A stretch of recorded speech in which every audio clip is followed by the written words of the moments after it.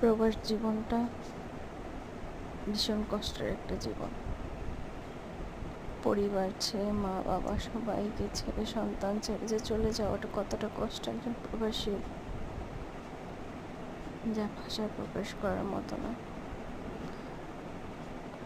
এমন যদি হতো যে প্রত্যেকটা প্রবাসী তার সন্তান, মা বাবাকে নিয়ে দূর প্রবাসে পাড়ি দিবে, ডাল ভাত খাবে,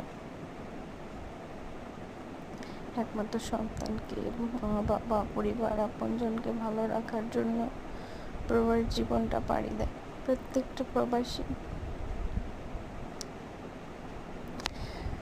কিছু কিছু ভিডিও যখন সামনে আসে তখন আর কিছু বলার ভাষা থাকে না। কি বলবো, কি লিখবো, ক্যাপশন কি দিব। রাইসানের বাবা চলে গেছে ততবার রাইসানের মনটা মনে হয় কি, মানে এই সতেজ একটা মন ভেঙে যায় বাবাকে দেখা। রাইসানের বাবা যদিও বেশি একটা কান্না করে না, তবে একটু বেশি কান্না করছে। রিদওয়ানকে রেখে যেতে ওর অনেক কষ্ট ছিল। রিদওয়ান ঘুমেছিল, মানে রিদওয়ানকে কোলে নিয়ে যেতে পারে নাই। এই জিনিসটা ভীষণ আফসোস।